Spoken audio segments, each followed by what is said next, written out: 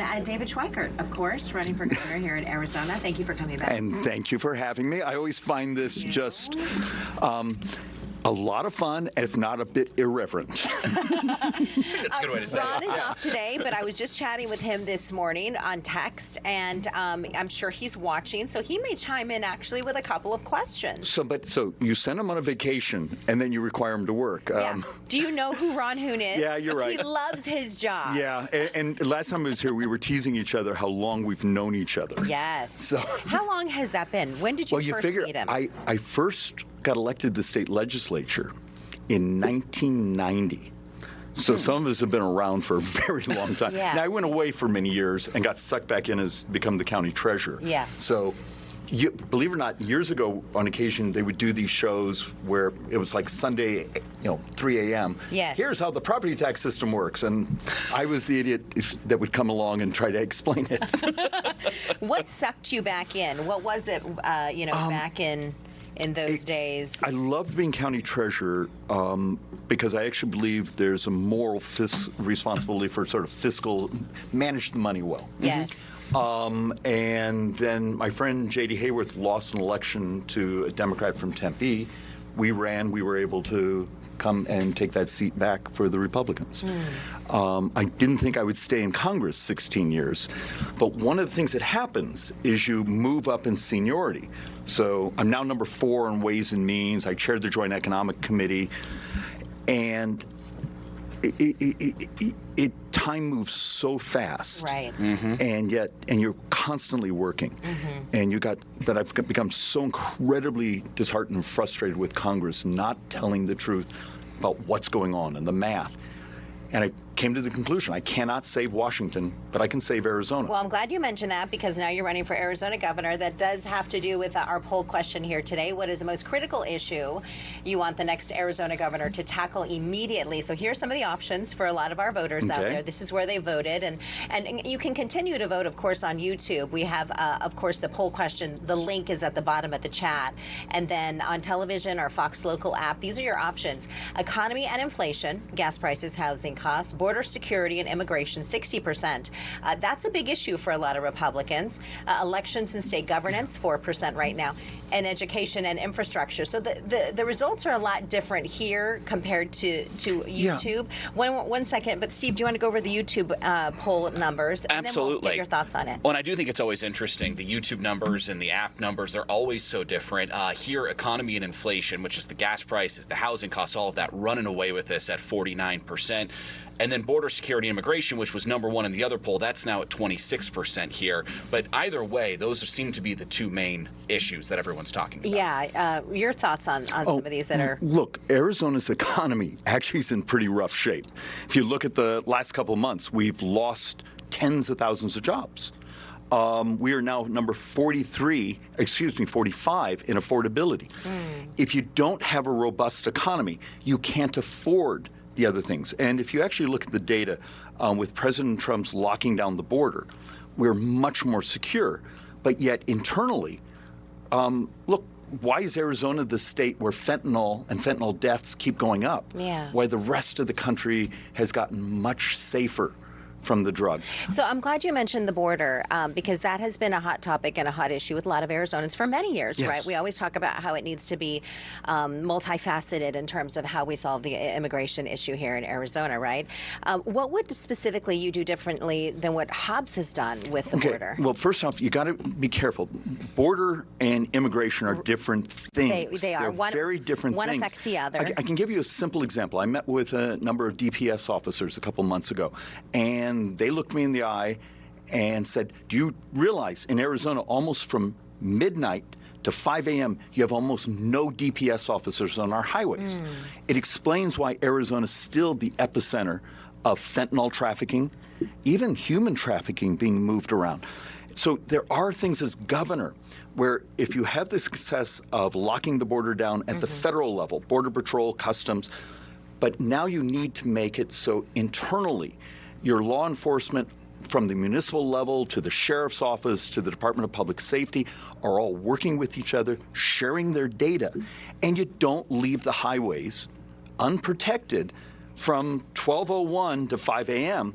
and then think you're not going to have just a disaster. Well, I mean, but as governor, are you really going to get involved into the scheduling workouts? Well, no, absolutely, because it was a budgetary item. It was the movement of money away from those officers and the ability to repair their vehicles, their substations. It was a budgetary priority. And the money went functionally to welfare services from law enforcement. Is there something that Hobbs did that you wouldn't do when it comes to any border? There's probably a fairly long list. I actually will support the legislation in those things. You don't take revenue sharing over here and put it into cities that are functionally providing a type of amnesty in those cities. Like sanctuary cities. Sanctuary cities. Because at some point, what they're doing in that city raises the cost to every other citizen in Arizona, whether it be what we end up spending in healthcare, what we spend in law enforcement, what we spend in our prisons and corrections. It's the classic, these folks get to engage in leftist politics, but everyone else has to pay for it. I want to talk a little bit about today's news out of Iran, the Strait of Hormuz, the issues out there. Iran's basically announcing they're stepping back from the ceasefire. They're ceasing negotiations with the presidency. You talked about the economy, Arizona. You feel like Arizona's economy in particular is really struggling right now. The country, though, as a whole is really struggling with this right now. Gas prices here are just brutal because of this. When you look at what's going on in the war in Iran and how it's impacting Arizonans, what have we done wrong? What have we done right out there? Well, the gas prices are, let's be honest, affecting the entire world. I wouldn't get too hung up on the daily machinations of the theaters, particularly the Iranian, what's left of their government. Where I do really get concerned is inflation, the economic outlook. Now, a couple moments ago, if you really are geeky, GDP now, the Atlanta Fed just said, hey, we're still going to hit 3% GDP growth. So the things we did in the tax code changes last summer have indemnified us a bit to keep the economic growth.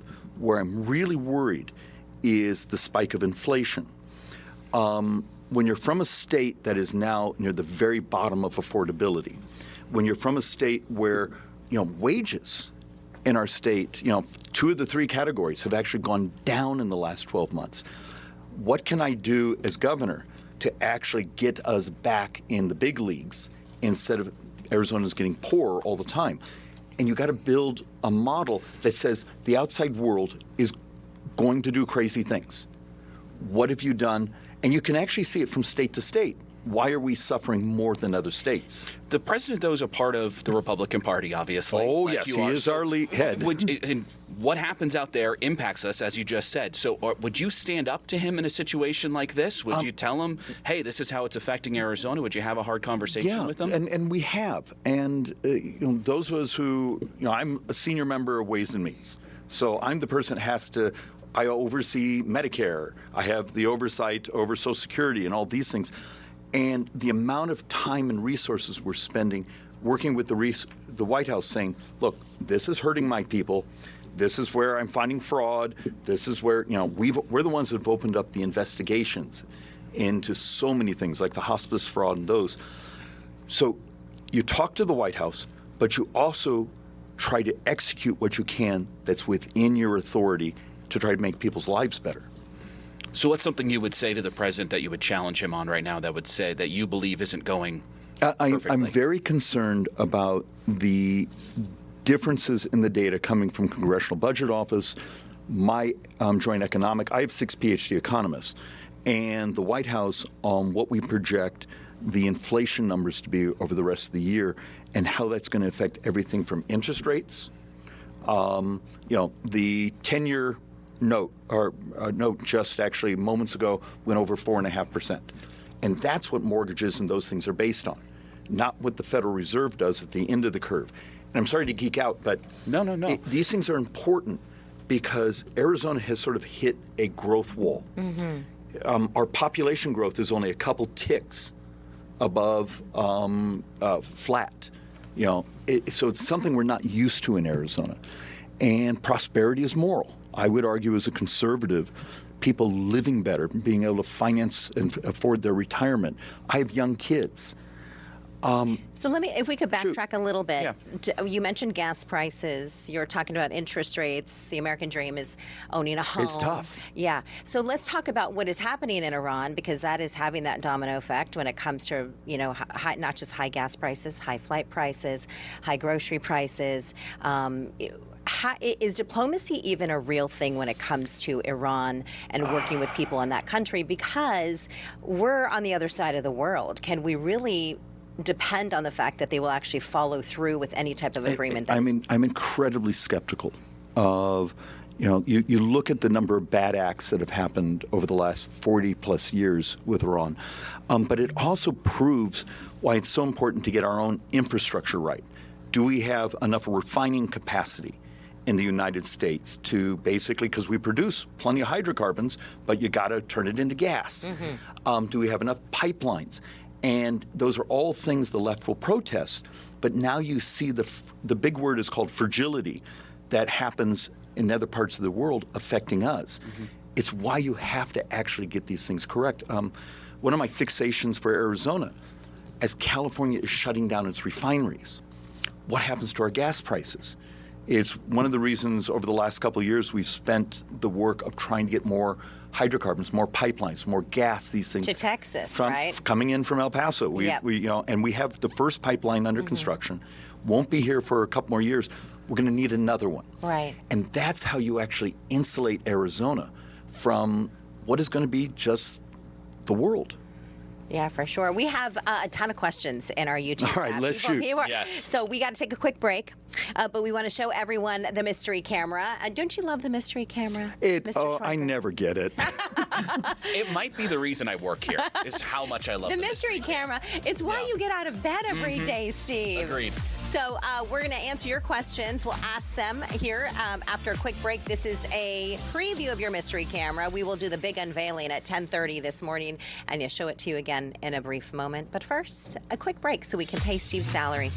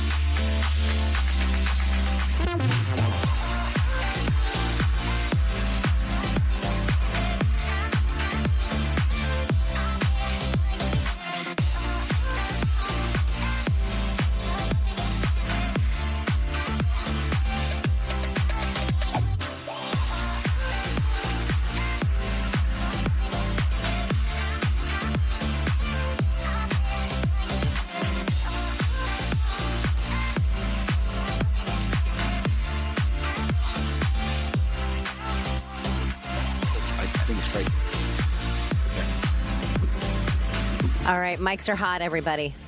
Just Really interesting conversation. Does that mean we're not supposed to say? Congressman Schweikert, mics are hot.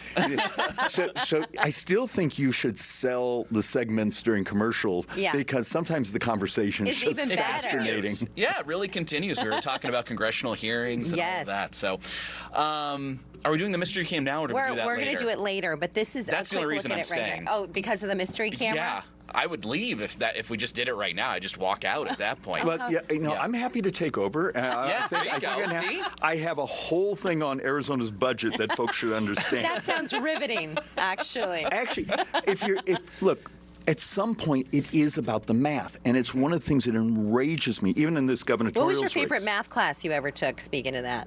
You're probably a math whiz. Advanced statistics, actually. Wow, I as a young man, I wanted to be an actuary because I had no personality, and actuaries are cool. Being a nerd, nerds are cool. As I've gotten Now they are. Now they are. Yeah, I've gotten teased if you're part of your high school math club. Yeah. Can you ever be cool? Oh, yeah. I had a Spanish teacher. I went to Marcos Denizas, Senora Garcia, and she would always say, Mija, marry the super nerd. That's what she would always say to all the girls in the class. Somehow it didn't work that way. And I married a super nerd, so it's one of the reasons we have no friends. But you get back to saying, you'll get folks to say, I have an idea. Yes. I want to do this. I want to provide more resources to lock the border down, or I want to take on homelessness, or I want to do this. At some point, it does come down to, do you have the resources? Have you managed your finances? And look, you got to be brutally honest.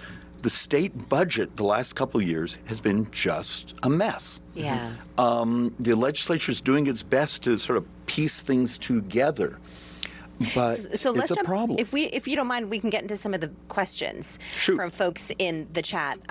So Be Kind Forever says, what does he plan to do about education and us being one of the lowest in the union? What are some areas that you're seeing we can make?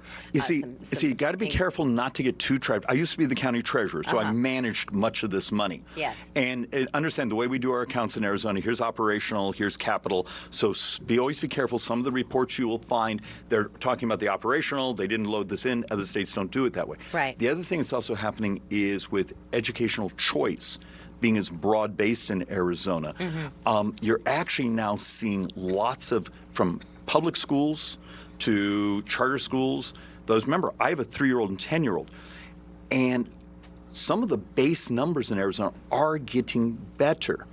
What will fascinate you is, and you can actually get this online, I believe, at the Department of Education's website, you'll find some school districts remarkably good test scores, budget substantially less, some school districts very high spending per pupil, and really heartbreaking test scores.